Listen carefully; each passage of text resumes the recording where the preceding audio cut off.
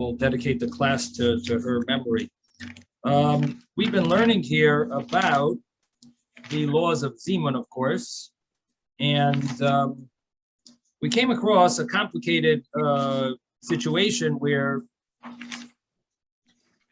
the question was, how much do you have to eat in order to participate in the Zimun, and in addition to that, to lead the Zimun. Now, leading the Zimun really includes two things. Number one is reciting the Zimun blessing, which is that sentence, Nevarech she'achalnu mishaloi. But it also involves that the way it was done in the olden days was that they actually recited the entire bracha. The entire bracha, or the entire benching, was recited by one man and by the leader, and everyone else just said Amen to each of the brachas.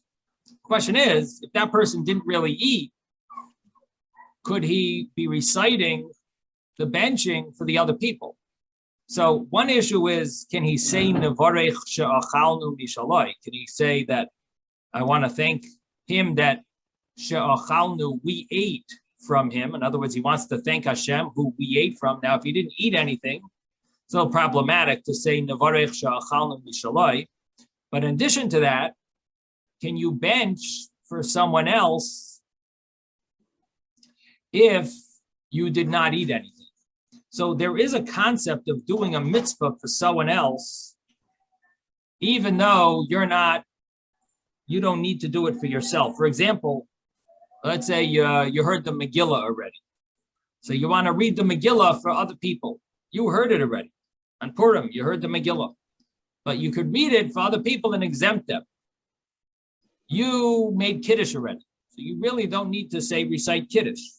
Friday night, someone comes late to your house and they want to eat with you, but they don't know how to read Hebrew. They don't want to recite. They don't like to drink the wine. They don't want to break their teeth. They don't want to say the Kiddush in English, whatever reason. So they want you to say the Kiddush for them. You could say Kiddush for them because there is a concept of being responsible for each other. It is as if you need to say Kiddush. The fact that there's another Jew that needs to say Kiddush, and this is interesting, the logic behind it. The fact that there's a Yid that needs to say Kiddush, that means that you have an obligation to say Kiddush because there's a element of that other Yid in you. Because we are so responsible for each other, so there is a element of the other Yid that's in you that needs to say Kiddush, and therefore you could say Kiddush for that person. Now, does that apply to food? If the other guy wants to eat an ice cream, so he wants to recite a bracha shehakol on his ice cream, and he doesn't know the bracha, can you say shehakol and have him in mind, and he'll just say Amen? So do we say that there's an element of your friend in you that needs to say a bracha now?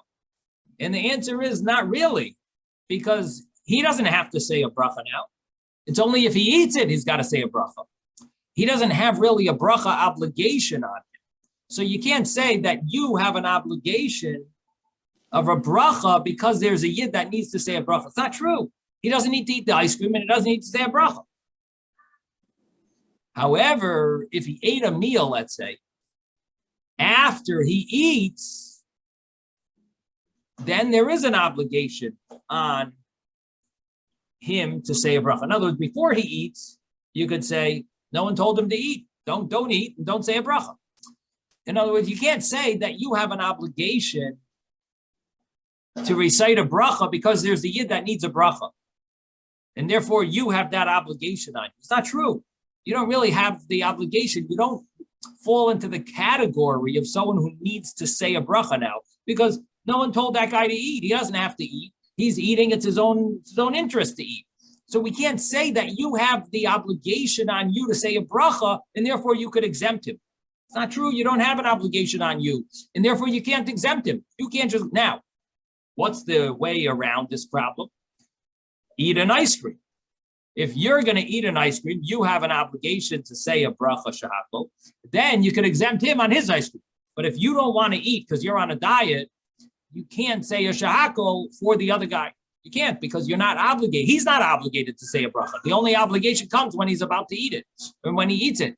And only when he actually eats it. Until he eats it, he could always say, no, I'm not interested. If he has to make kiddush, you have to make kiddush. It's an obligation incumbent on him. He has on his shoulders, he's got an obligation of kiddush. But eating ice cream is not an obligation. And therefore, the only way to exempt someone else, if you want to exempt someone, is if you're also going to eat ice cream. Then you could exempt him, or you're going to eat something else that's the same bracha. And then you could exempt another person because you're reciting the bracha properly. You could exempt someone else. It's called shremeya koina. You're going to say the bracha. He's listening. It's like he said the bracha, but it only works if you are supposed to say the bracha. If you're not supposed to say this bracha, then it doesn't work. And that's why if you're not going to eat anything, you're not supposed to say the bracha. So that's the logic behind this whole story. Now, the problem we got into was our Gemara dealt with a story where there was a king. His name was Yana. And this story had to do with Yanai ate a meal, and because he ate this meal, he wanted to bench, and no one knew how to bench. And so he called in Shimon ben Shetach, called in a rabbi to come to bench and lead the benching. We tried to explain, how it was that he was obligated. But the problem was he didn't eat any. Now, we learned that even if you don't eat anything, you might be allowed to answer the benching, the grace. You can answer that zimun with a little different wording. We once mentioned such a thing. But here we're talking about to lead the benching and to say the zimun. Now, to lead the benching and say the zimun, that works good. That works good to lead the benching and recite the zimun if you also ate. That makes a lot of sense. Why? Because you could say, Navarech she'achalnu mishaloi. I ate, I'm going to bench. But the problem was this Shimon did not eat anything. So what did he do? He decided to drink. So they gave him a cup of wine, which I think they meant that he's going to use for the grace after meal. But he drank the wine because he needed to eat something with them in order to be able to say the grace together with them. He had to participate in the food. We mentioned if you eat vegetables, that should be good. Here we see if you drink a cup of wine or drink a cup, we'll learn later that as long as it's not water, that's good enough to join in the zimun. So what we're saying here is actually he's leading the zimun. Now, the problem that we have is how did he really say the benching if he never ate anything? Where is his vaccine? No, he emailed it to me. Can you plug in the printer? Okay. So how did he say the benching if he did not eat, if he didn't eat anything? So the Gemara says that Shimon ben Shetach, he had a different opinion, but the real halacha doesn't follow him. And the proper halacha is that you need to at least eat a kazayas. You need at least to eat a olive size. Eat an olive size of bread, then you could actually lead the benching and you could bench for everyone else. Now, the problem with this statement, the question on this statement is that if you lead the benching for other people, so you have to be somewhat obligated in benching in order to lead the benching. So the case that I mentioned earlier with ice cream, If you're eating ice cream, you could exempt someone else who wants to eat ice cream, no problem. If you're not eating ice cream, then we look at food matters as sort of like not an obligation because no one told you to eat. Therefore, there's room to say that you can never exempt anyone else unless you're also obligated. So the Gemara, the question that the rabbis, that the commentaries ask on this Gemara is, if you're saying an after blessing on Hamoitzi, you want to exempt the king, Yanai, can you really do that if you didn't eat bread? The Gemara says, as long as you eat an olive size is good enough. But the commentaries ask, even an olive size is not good enough for bread. Because really, in order to exempt someone, the benching, you got to eat a satisfaction of bread. You have to eat enough till satisfaction. If you eat enough till you're satisfied, then you would be obligated to bless, to do a benching biblically. And the other person who ate until satisfaction is obligated biblically. You could go and exempt that other person in the benching. That would make 100% sense because it's like you're eating ice cream, he's eating ice cream. You could say the bracha, he'll have in mind and say amen. In the case where you only ate an olive size of bread and he ate a full satisfying meal of bread, in that case, there is a different level of obligation. And this is what we dealt with. Rashi deals with this problem. Tues deals with this problem. And Rashi and Tues both bring a Bahag, which was a halacha book. Baal Halachis Gedolos, it stands for, Bahag. It was a halacha book. And they bring this from one of the earlier Goinim, earlier commentaries on the Gemara, which they bring to deal with how all three of them try to answer this question on the Gemara. Again, the Gemara says that Shimon ben Shetach, what he did was definitely wrong. He followed his view, but what he did, we definitely don't follow that. He drank a cup of wine and said the grace after meal and had in mind the king and whoever was with the king, and he had them all in mind for the bench. That for sure doesn't work.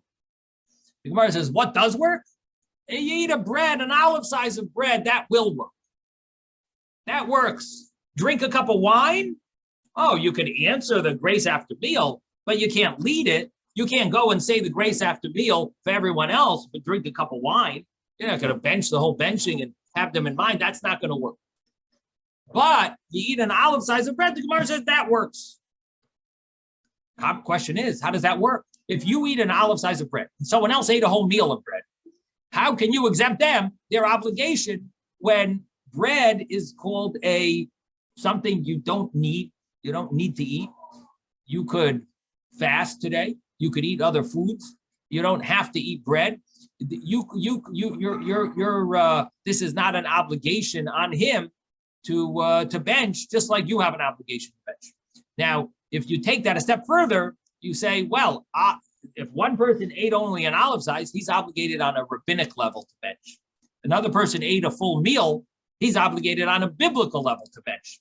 Can the person who's obligated on a rabbinic level to bench, can he exempt someone who's obligated on a biblical level to bench? Probably not, because you can't say he's obligated to in the same level of obligation as the person who, in other words, he's only benching a rabbinic benching. You can't say the other guy can just say amen and exempt himself. You only benched a rabbinic benching. If you benched a biblical benching, I could understand it. So the way we answered it was three ways. One way to answer it was that the Bahag says we have a way out. Yanai didn't eat a full meal. He ate an olive size. If Yanai only ate an olive size of bread, and Shimon and the guest would have eaten an olive size of bread, that would work. Because then you could exempt the one rabbinic blessing, can exempt the other guy for his rabbinic blessing. But if you would have been obligated to bench only rabbinically, and the other guy was obligated to bench on a biblical level, that benching would not have exempted.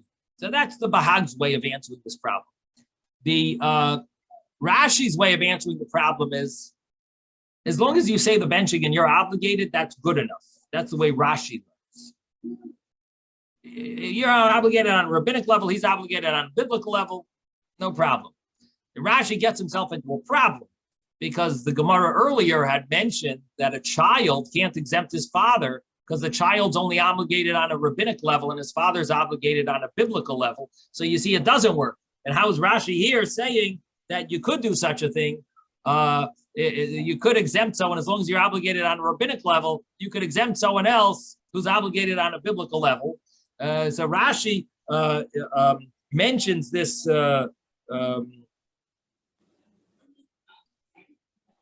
Rashi mentions this issue, and he answers that that's a different issue over there. The issue was not that the child's obligated on a rabbinic level. The issue there was child's not obligated at all in benching. It's the father who has a rabbinic obligation to bench and teach the child to bench. So it's the father's obligation, chinuch, which was very interesting to understand that the child doesn't actually have a mitzvah when he benches. It's the father's mitzvah. The father gets a mitzvah when the child benches. So that's something new that you wouldn't normally think. And that's not everyone agrees with that, but that's the way Rashi answers this problem, is that the father gets a mitzvah when his child benches. Now, Tosfos had a whole different way of understanding this. The way Tosfos explains it is that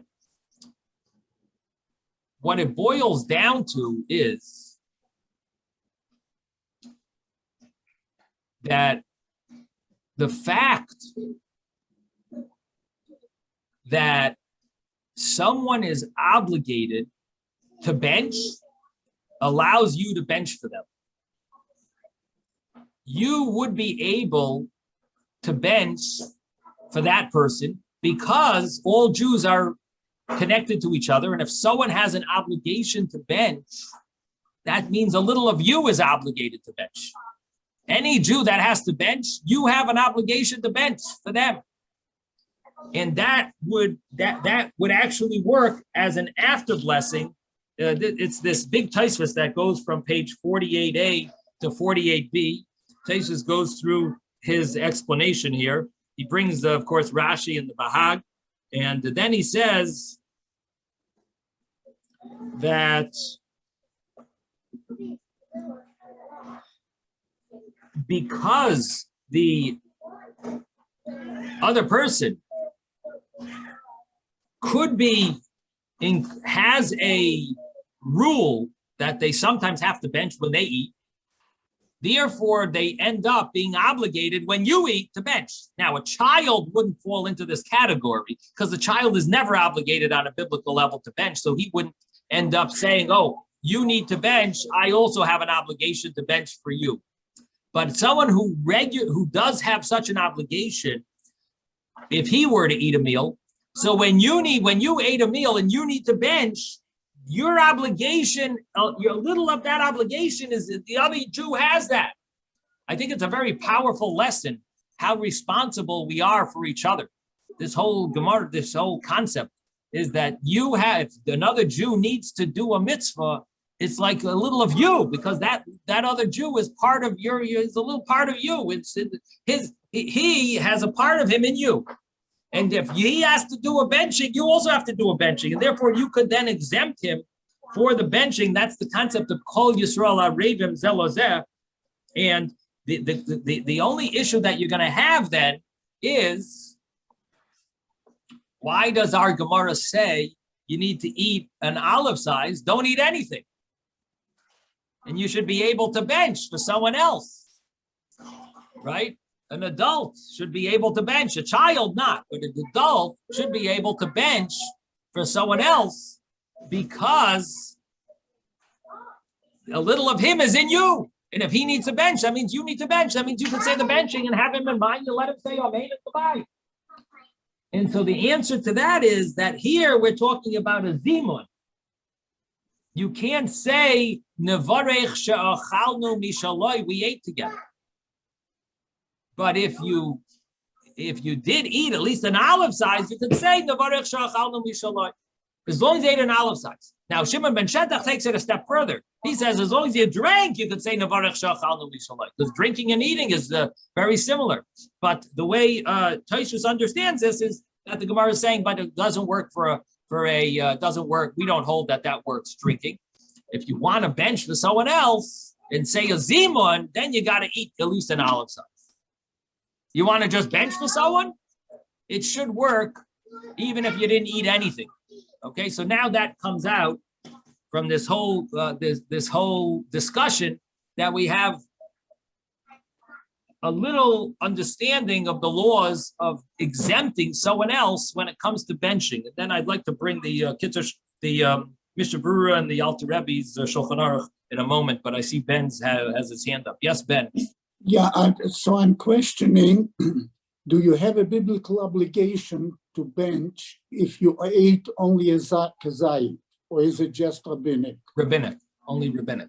Rabbinic. So if you're sitting there and you didn't join the zimun or whatever, that means that you transgressed the rabbinic obligation, not a biblical obligation. If you didn't bench, you're saying, if you did not bench, right? Yeah. Let's say you ate something and you didn't bench, you transgressed the rabbinic obligation to bench if you ate only an olive size if you're not satisfied. The reason is because the Torah says, v'achalta v'savata. It says you ate and you're satisfied, then you have to bench.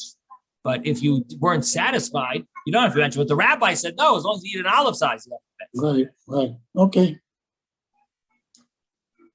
So we'll just pull up the Shulchan Aruch over here.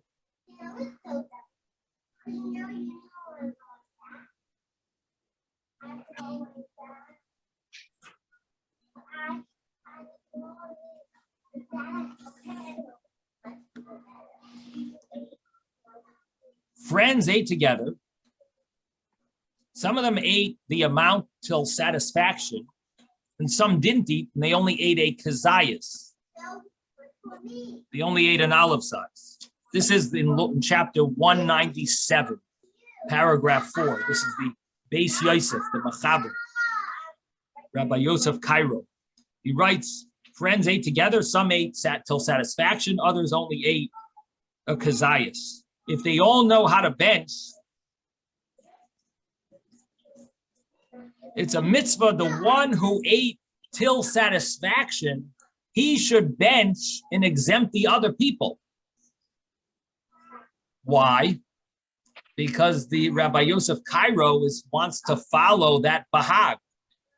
The Bahag said, the way we understood the three explanations here in the Gemara, the Bahag says, if you eat only an olive size, you could exempt someone else that ate an olive size, but you can't exempt someone who ate till satisfaction. So therefore, Rabbi Yosef Cairo over here writes, but if you have some people ate till satisfaction, who should bench? The ones who ate till satisfaction, they should bench and exempt the others. Because if only the guy who ate an olive size benches and tries to exempt the others, according to the Bahag, it doesn't work. Now, if they don't all know how to bench,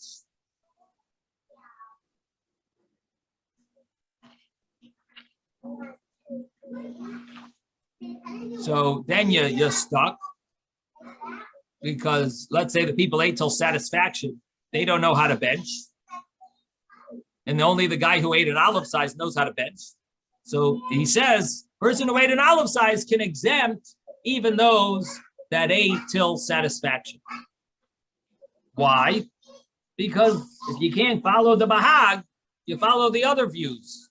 And the other views are that you could exempt others, even if you only ate an olive size. Now, the Ramah adds in that some say that if you're thirsty, you're not obligated biblically to bench unless you drink also. And it's based on a further Gemara here.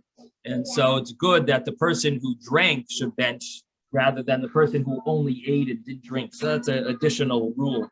Now, in the Mishnah Berurah, he brings down that biblically, you could exempt someone in benching even if you didn't eat anything. Because your friend ate, and he has to say the grace after meal, and every Jew is responsible for each other. A little of him is in you. I'm adding that word. A little of him is in you. He just says everyone is responsible for each other but in order that he shouldn't lie when he says sha'achalnu mishaloi. The rabbi said he should at least eat an olive size. Then he brings the Magen Avraham that says, what happens if you're not doing a grace after meal? I'm sorry, what happens if you're not doing the zimun? Excuse me. You're not doing the zimun. You only have two people who ate. So can you exempt, or one person who ate? Can you exempt the guy who ate if you didn't eat anything? Maybe you could exempt the other guy, which it seems like from Tues is allowed. So he brings the Magen Avraham who's not sure about this. Why? It does seem a little surprising that you could exempt someone. You didn't eat anything. You should be able to exempt someone who ate. Our Gemara definitely does not sound like that. It sounds from our Gemara, you need to eat at least an olive size. We explain, no, you could say that the Gemara is talking about to do a zimun. But what comes out then is, if you don't need to do a zimun, you don't have to eat anything. Now that's a little surprising. You're not eating anything and you're going to exempt someone who benched. So he says that the Magen Avraham is machmir, and so it writes in the El Yerabba that rabbinically you cannot rely on one person not, if you didn't eat anything at all, to exempt someone who ate. And he brings other sources as well that it's problematic. But it does seem that way. But it's problematic. In other words, from Tues, it definitely does seem that way. Now, the Alter Rebbe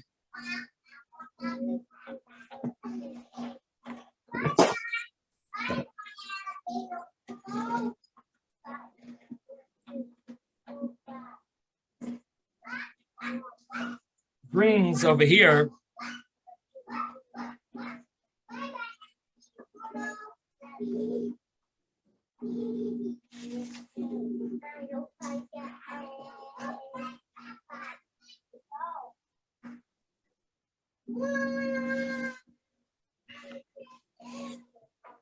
if two people ate and were satisfied,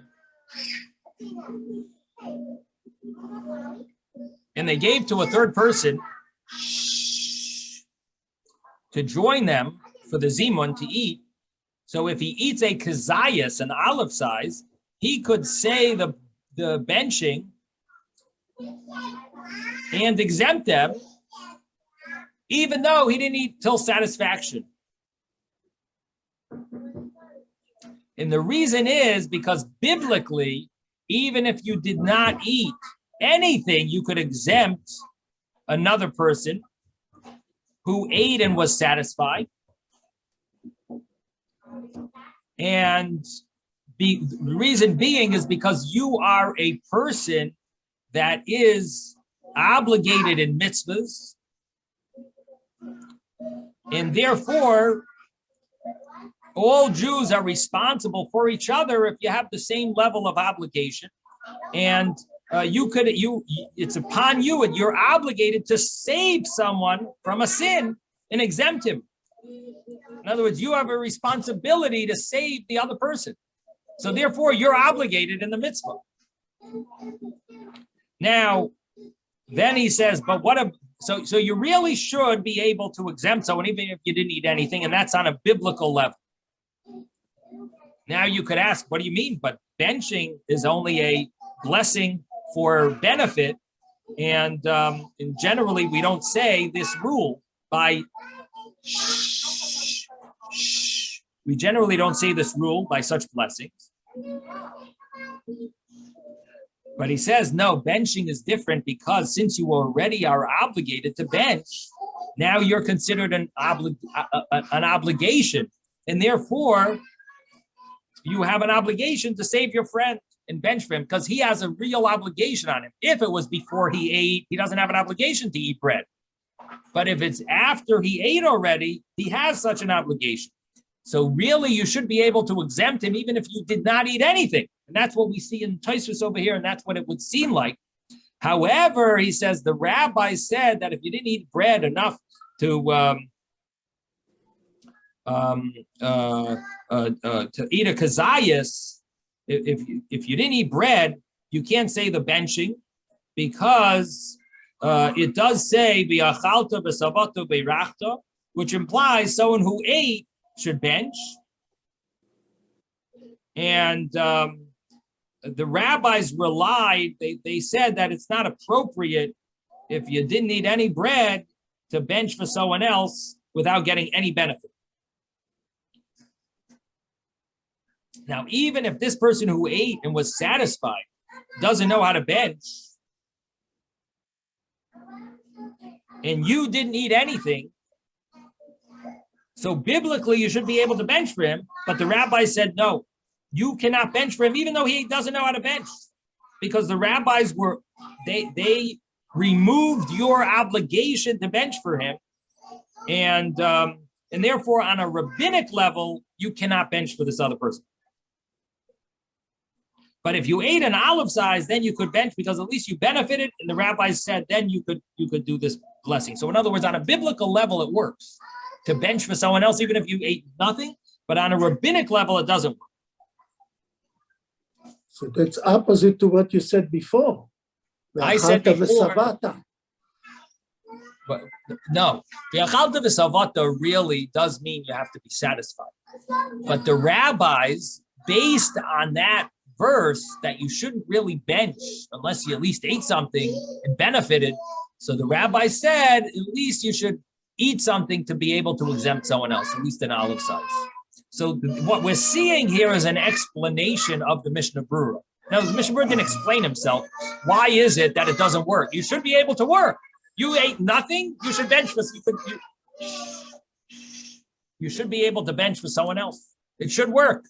But the thing is, on a rabbinic level, it doesn't. The rabbis relied on that verse to imply at least you should eat something, at least have something. So basically, you cannot bench for someone else unless you at least ate something. And that's why the Mishnah Berurah is very unsure about this, if it should work. In other words, logically, it seems from Tues that it should work. Now, then the Alter Rebbe brings another view. He says, some say that if you didn't eat till satisfaction, you can't exempt someone else who ate till satisfaction. That's the Bahag. So the Alter Rebbe brings the Bahag. He says it's good to be careful to follow the Bahag if it's possible.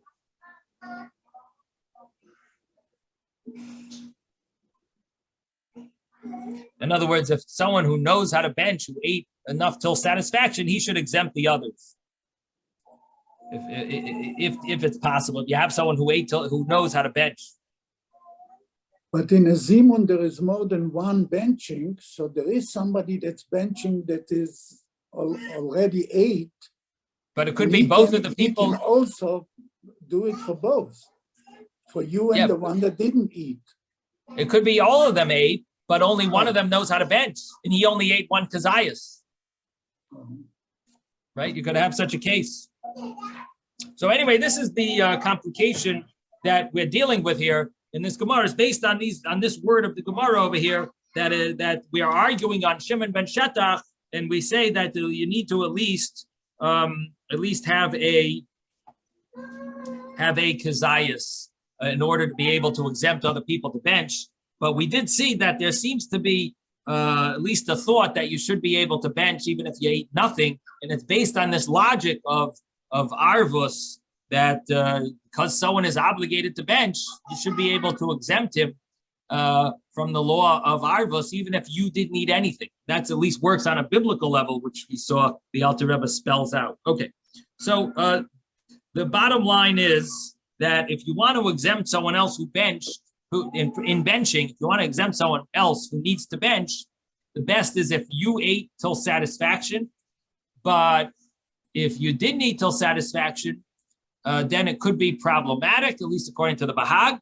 But we don't follow the Bahag 100%. If you have no other choice, you can exempt him, even if you only ate an olive size and he ate till satisfaction. And then we did say that on a biblical level, it could have worked to bench for him, even if he ate nothing, but the rabbis didn't allow you to do that because Berchos Hanenin you're supposed to benefit from. So the rabbis said, don't do a Berchos Hanenin, a blessing of pleasure, unless you actually have pleasure. So the rabbis, so to speak, they took away that option of benching for someone else if you didn't bench at all. You should at least have some satisfaction. Okay. The other thing that I wanted to mention before we move forward is this story of Yanai. Who was Yanai? We mentioned that he's from the Chashmonaim. So I just wanted to bring the story of what the issue was. The rabbis, why was he so angry with the rabbi? So it turns out it's a Gemara in Kedushin where the Gemara says that the story happened with King Yanai, who was a kohen from the Chashmonaim, and it was in of course, the latter part of the Beis Hamikdash, the second Beis Hamikdash, after the story of Hanukkah. And Yanai was he came from the family of the Chashmonaim. We know of Yochanan Kohen Gadol and his son Matisyahu ben Yochanan Kohen Gadol. We read in the prayers, Matisyahu ben Yochanan Kohen Gadol, he led the revolt against the Greeks. And Matisyahu had 5 sons, and they all got killed basically after the story of Hanukkah. And Shimon was was the last remaining son, and he had a child whose name was Yochanan Hyrcanus. And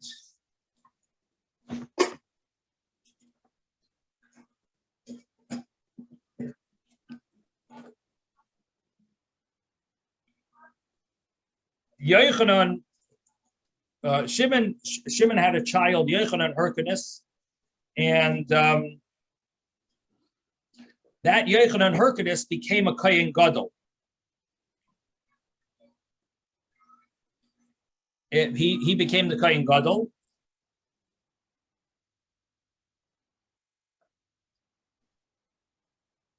And he had a son whose name was Yana. Now, there is a question.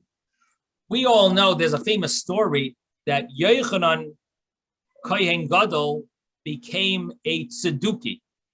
He became a someone who didn't believe in the oral Torah. The end of his life, after 80 years of serving as Kohen Gadol, after serving for Kohen Gadol, he became a tzeduki at the end of his life. And so it could be that this is that Yochanan who became a tzeduki the end of his life. Bottom line is he had a son whose name was Yana. Now there is this Yochanan himself, some say he also had a name Yana. So it becomes complicated. And there was a Gemara that we learned earlier that an argument between Abaye and Rava, if Yanai and Yochanan was the same person. And so was it this Yochanan who killed out was it Yochanan himself, Yochanan Hyrcanus, who killed out the rabbis, or was it his son Yanai who killed out the rabbis? If it was the same person, then the way they understand it was in the beginning of his life, he killed out the rabbis. Then he repented, and then he ended up later on becoming a tzeduki. Bottom line is that the story here that I wanted to mention is that this Yanai, he went to a city called Kaichalis, name of a country, and he conquered 60 cities. When he came back, he made a party, called all the rabbis, and he said that our fathers, they used to eat meluchim, literally means like salted things, some say it means a type of herb. And we should also continue that custom. So they served the meluchim on a table of gold, and they feasted. And there was a certain person there who was a scoffer, a wicked and lawless man.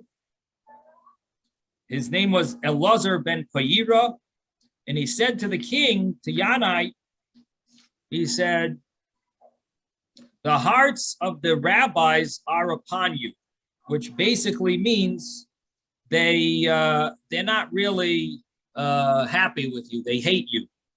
And Yanai said, Ma esa, what should I do? And this Elazar ben Payira, he said, why don't you put on the tzitz, put on the certain head plate, forehead plate, some type of a golden plate that we know about. It was worn by the Kohen Gadol. It's called the tzitz. And he told him, why don't you put it on and see what listen to what they say, when you act as Kohen Gadol. So he put this tzitz on, and there was an elder by the name of Yehuda ben Gedidya, and he said to Yanai, he said, Yanai, King Yanai, he says, it's enough that you have the crown of kingship. Why don't you let the kahuna crown go to the Koyanim, to the children of Aaron? Now, why did he say that? Yanai was a descendant of he's from Koyanim. Why did he say it's enough that you have the crown of kingship? Why do you have the crown of kahuna? Why do you want to be Kohen Gadol? Why do you say that? You let the children of Aaron have that? Because the Gemara says, because people said there was a rumor going around that his mother was captured in a city called Moidiim before he was born. And if she was captured in a city, if she was captured before he was born, that means that the mother is no longer acceptable as a wife of a kohen. In other words, she's called a chalola, because we're afraid she might have been violated when she was captured, and therefore the child is no longer a real kohen. So therefore, this Yehuda ben Gedidya told him, he says, listen, King Yanai, it's enough that you have the crown of kingship. You want, let the other people be Kohen Gadol. Because what he was saying was, you're not 100% a Kohen anymore. Your mother was captured, or there's a question about it. So anyway, bottom line is, it says, nevertheless, the matter was investigated, and they found no evidence to substantiate this rumor. And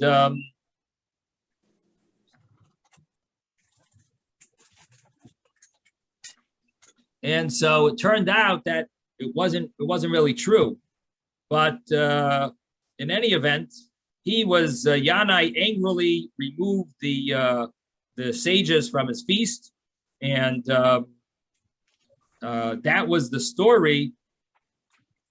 Well, the story continues, really. It says, Elazar ben Payira, this bad, wicked guy who instigated this whole thing,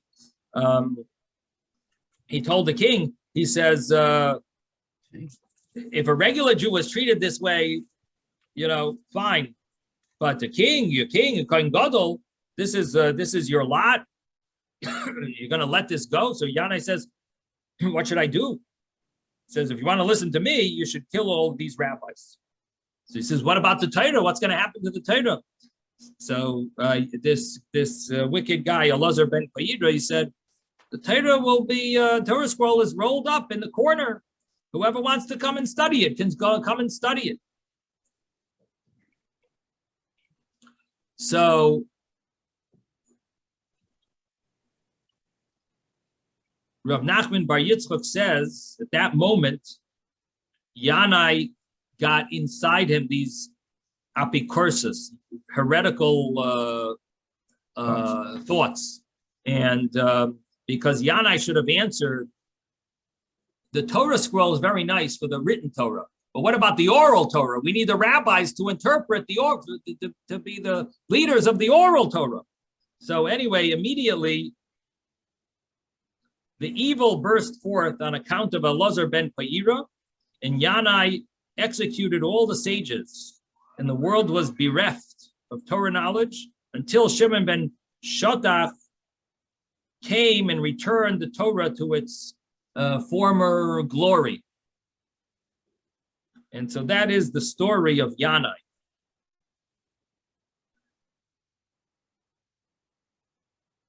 The Gemara here continues in Kedushin. The Gemara continues and tries to figure out what was the reason that they initially thought the rumor was true and what made them think that it wasn't true. How many witnesses were there that claimed that she was captured, and how many witnesses claimed she wasn't captured? Like what exactly the story? And the Gemara here goes into that and so on. But that's not the discussion here. We just wanted to know a little idea of why Yanai ended up killing the rabbis and what got into him and so on. And that gives us a little of the history of the downfall of the Chashmonaim that were such great leaders. The story of Hanukkah, they ended up, somehow the power went to their head. Okay, so back to the Gemara. We're going to continue with the new piece of Gemara now.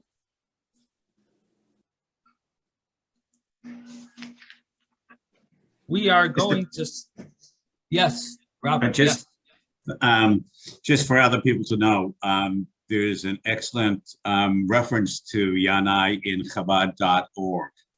And it really, everything you said and more is there. So anyways, it's there. I followed it as you were giving the explanation. So again, I like doing research, as you know. So it's really excellent for people to look it up. Just any good point? Any good point you want to add? No, what you said is true. It gives some more specific instances. And one time he had a bunch of non-Jewish soldiers and he ordered them to kill about 60,000 Jews. And so it was shocking. But again, that was who this man was and how he operated within his time. So Ki Yanai, again, Jewish history under Chabad.org. Thank you, Robert. He is. Yeah. Okay.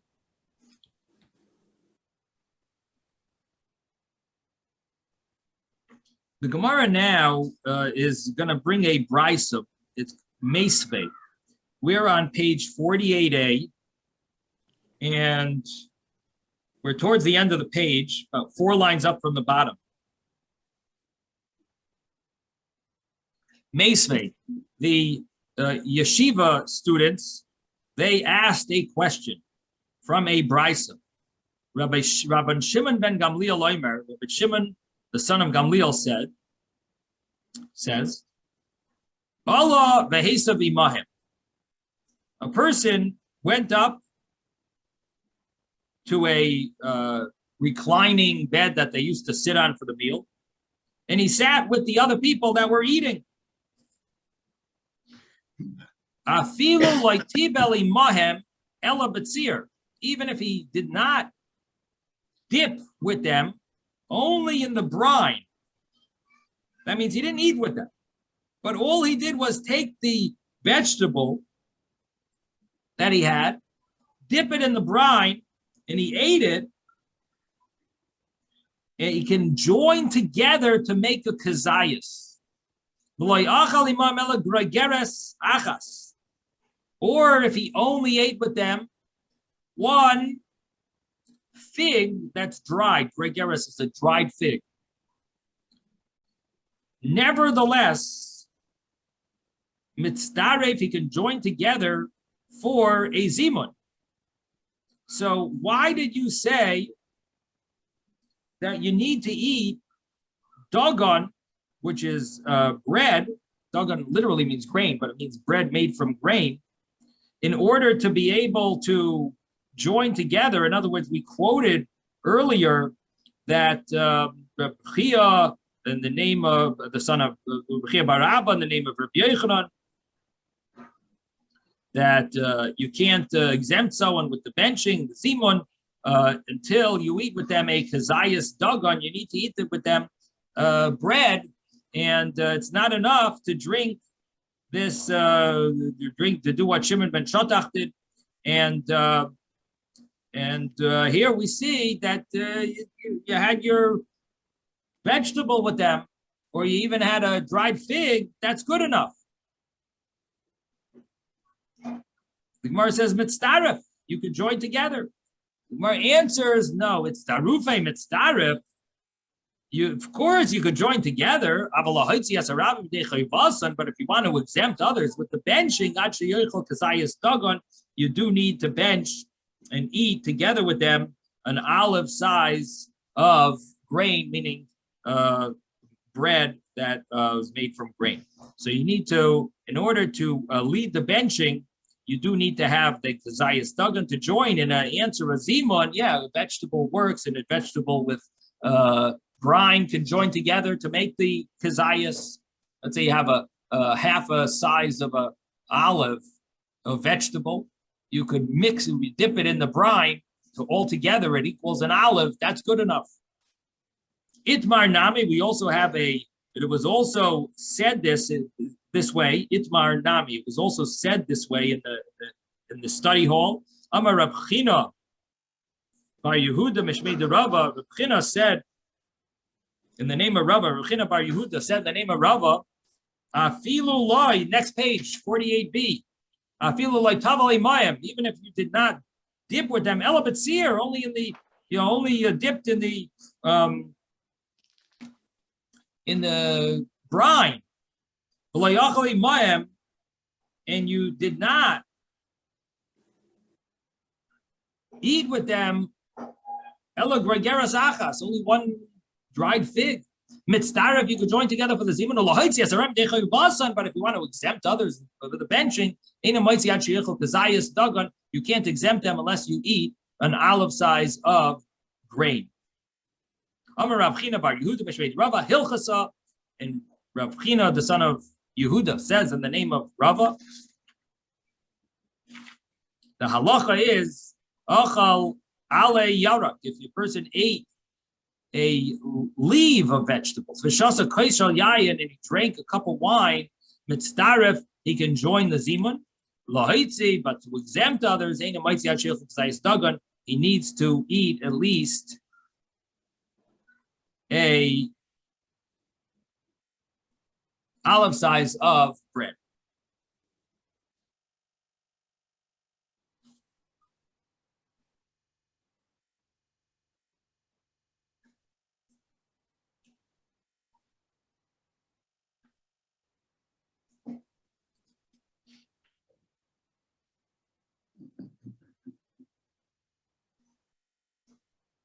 Now, there is a big discussion here.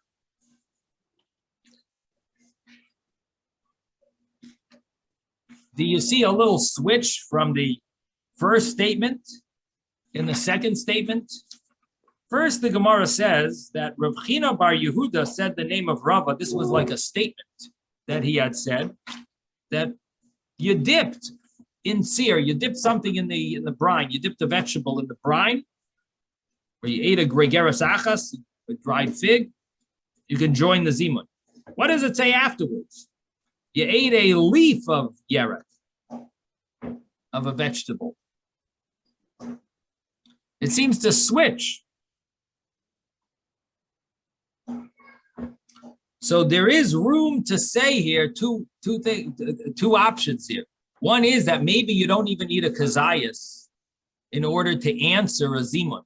To join the zimun, do you really need a kazayas, or is it good enough, even less than a kazayas? It could be the reason why the Gemara switches to a leaf is because a leaf doesn't have an olive size. And that's why the Gemara is saying that for joining the zimun, maybe it's enough even without an olive size. To lead the zimun, exempt others, then you have to eat a kazayas of bread and so on. But could be to answer, maybe you don't need an olive size. This is a big question that they deal with. There's a Biur Halacha over here, chapter 197,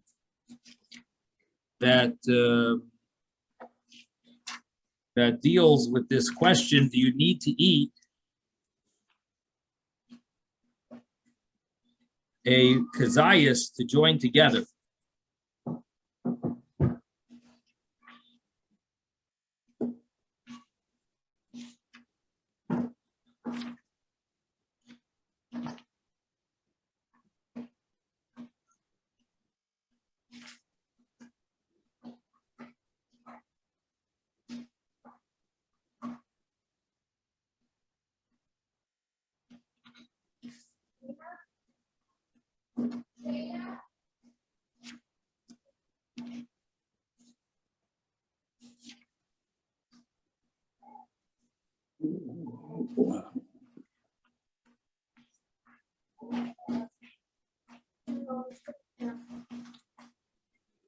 Anyway, Keziah is here. So he goes through a long thing over here. The Mishnah, the Shulchan Aruch says that 9 people ate grain and 1 ate a Keziah, so vegetable we can join together. But he brings in the beer halacha that the beer hagra is mashma even if you don't have a kazayas. And he says that's what it sounds like from the Ra'ah.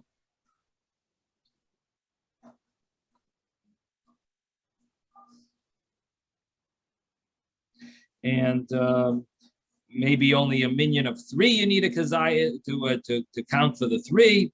So he goes through a whole discussion here. Anyway, bottom line is it seems to be an issue. Best is, of course, to eat a kazayas if you want to join, be counted for the group, either for the minyan or for the zimun. You should eat more than kazayas to cover all grounds. Okay, we're going to continue. The next Gemara says, Amar Rav Nachman. Amar Rav Nachman. Rav Nachman says, Moshe tiken liyisrael berachas hazon. Moses established the first blessing of the benching, Berachas Hazan, which is the blessing of Hazan. Hazan ha'sa'ilam kulo b'tavai b'chein b'chas. That blessing Moses established. Moshe established it. At the time when the mun fell, right? That's when the mun fell in the desert. That's when Moshe established the bracha of Hazan. Hashem gives sustenance. Yeshua tikalam berachas haaretz. Yeshua established for them the blessing about the land.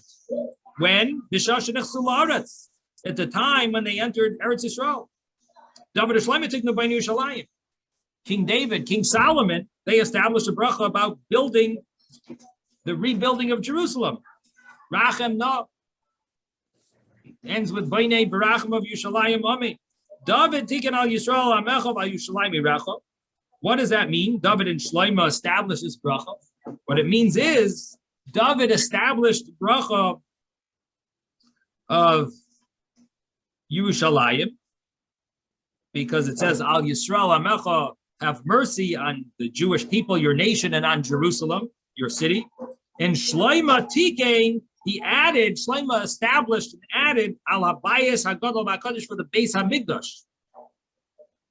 Because he was the one, of course, who built the Beis HaMikdash. So he added this extra bracha about the Beis HaMikdash.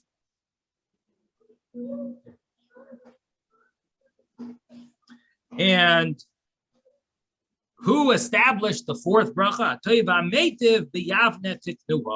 4th bracha was established in Yavne, among the rabbis. After the destruction of the Beis HaMikdash, in Yavne, they established this bracha of Hatay V'Ameitiv. For who? Keneged Haruge Beitar, corresponding in connection with those that were murdered in Beitar in the war of Bar Kochba, when they lost, and it was such a tragic ending. Rav Masner says, that day that those that were murdered in Beitar, that day that the murdered of Beitar were allowed to be buried, that the government allowed them to be buried, which was 15 years after they were murdered. Tiknu b'Yavne hatoy v'ameitiv, in Yavne, which was where the big yeshiva was, they established the bracha hatoy v'ameitiv. What does hatoy v'ameitiv mean? He does good, the good one who does v'ameitiv and does good to others. Hatoiv, the good one, shalei hisrichu, that Hashem made it that these bodies, in this long amount of time, they wouldn't smell. V'hameitiv, and the one who does good to others, that he allowed them, shenitnu l'kfura, he allowed them that they should be able to be buried properly. And